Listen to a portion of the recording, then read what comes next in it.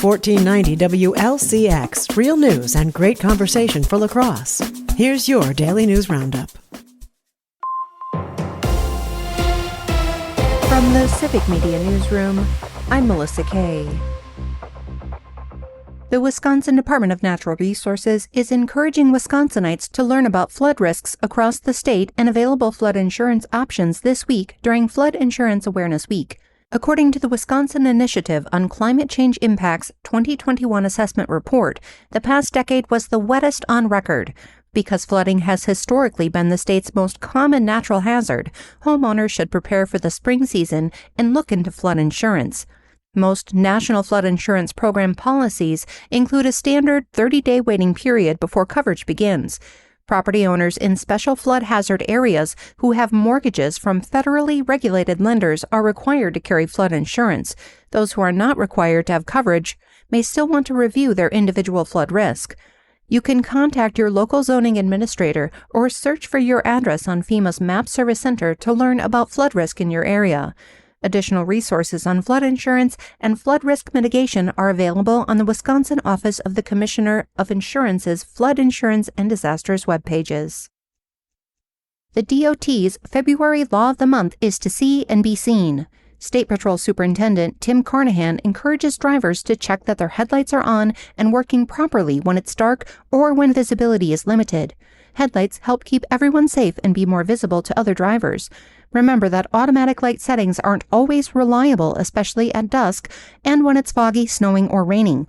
Carnahan recommends checking your headlights for ice, snow, and other debris that can restrict visibility. Headlights should also be amber or white without decorative covers.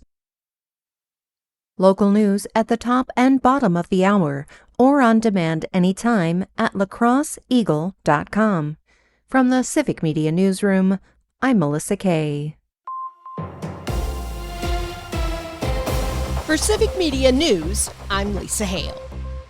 Ahead of President Donald Trump's State of the Union address, the Democratic senator from Wisconsin called out damage done to Medicaid, healthcare, and thousands of Wisconsinites.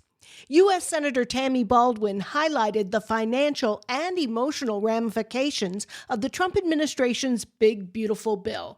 Kim Frederick, a Wisconsin mother to a child with Down syndrome, said the cuts to Medicaid could impact her son's care, and she's already seen her costs increase. Because we own a small business, we also have our insurance through the Affordable Care Act, and we lost our enhanced premium tax credits, which caused our health insurance to more than double. Baldwin said an estimated 250,000 Wisconsinites will lose Medicaid coverage as a result of Trump's Big Beautiful Bill.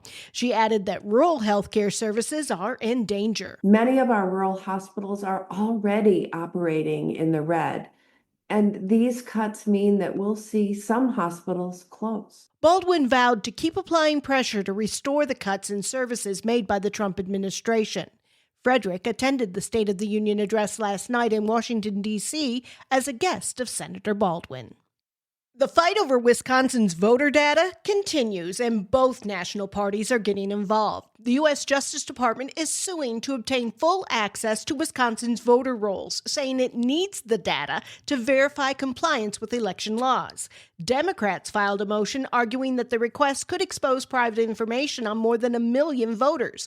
Republicans say the state should cooperate if it has nothing to hide. The Wisconsin Elections Committee has refused to release the data, setting up the court battle. A group of students, parents, educators, school districts, and advocacy groups from across Wisconsin have filed a lawsuit against the Wisconsin State Legislature and the Joint Committee on Finance for failing to adequately fund public schools.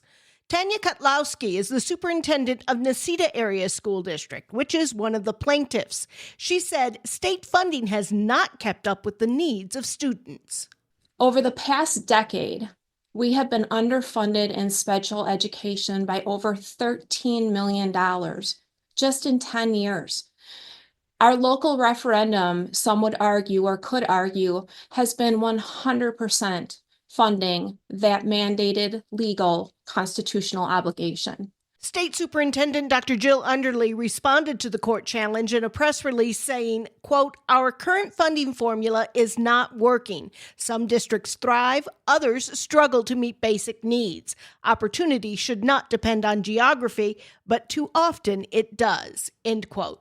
Of the 19 plaintiffs, 5 of them are school districts in Wisconsin: the Adams Friendship Area School District of Beloit, Eau Claire Area School District, Green Bay Area Public School District, and Necedah Area School District. Wisconsin joins the list of states seeing lawsuits over school funding in recent years. The case was filed in Eau Claire County Circuit Court Monday night. The next step is for the court to assign a judge. Then the defendants, the Joint Committee on Finance and Wisconsin State Legislature, have 45 days to respond. The case could eventually end up before the liberal-leaning Wisconsin Supreme Court. There's a danger to your vehicle on Wisconsin roads, and it's not other drivers. Joanne Krulotz explains. You might not see it, but something on winter roads could be slowly destroying your vehicle. Road salt applied to improve traction on icy roads can also accelerate rust on your vehicle's undercarriage. Rust can weaken structural parts, brake lines, and suspension systems, while also discoloring or chipping paint. Routine washing is an inexpensive way to prevent damage and avoid costly repairs. Electric vehicles face unique risks because battery packs, cooling lines, and electronics sit low in the chassis and are more sensitive to corrosion. High voltage connectors, charging ports, and aluminum battery housings can degrade faster than similar components on gas-powered vehicles. To prevent salt damage on your vehicle, wash it regularly, at least every 2 weeks or more often after driving on heavily salted roads. Prioritize the undercarriage, use car washes and underbody sprays. Rinse first, flush off loose salt before washing to protect the paint, and apply wax. A fresh coat before winter helps shield paint from salt and moisture. I'm Joanne Krulotz. Average gasoline prices in the Badger State have fallen about 3.5 cents per gallon in the last week, averaging $2.52 a gallon.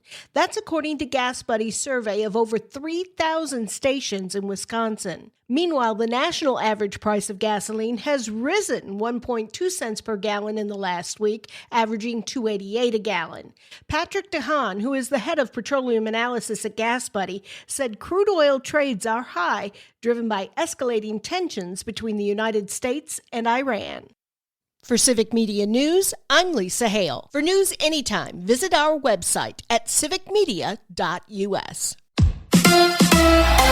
It's the Badgers and the Ducks. Hi, I'm Mike Clemens with sports. Men's college basketball. The Wisconsin Badgers in Eugene tonight to take on the Oregon Ducks. At 10-17, Oregon has had a difficult season, but they just upset USC 71-70. Marquette beat Georgetown 76-60. Nigel James led the Golden Eagles with 20 points and 6 assists. NBA, the Bucks on top, 128-117 over the Miami Heat. Doc Rivers says the Bucks finally seem to be headed in the right direction. Tonight, there were stretches where we could have gave in and we didn't. So I told him that after the game. I said, that's a good kind of win for us. It was a good win. And at the NFL Scouting Combine, Brian Gutekunst says the Packers were sorry to see special teams coordinator Rich Bisaccia leave Green Bay. Losing him is tough just because of what he brought to our football team. I think he had some other opportunities that he was looking at. Really good coach, and wherever he ends up, that place is going to be better for it. That's Brian Gutekunst from Indianapolis. With sports, I'm Mike Clemens. Mostly sunny today with a high in the mid to upper 20s this afternoon. Tonight, partly cloudy, will drop into the low teens for an overnight low. Tomorrow, sunny and warmer with a high near 40. We're talking low to mid 50s by Friday, and then it's going to get a lot colder with a little light snow by the weekend. I'm meteorologist Sean Cable.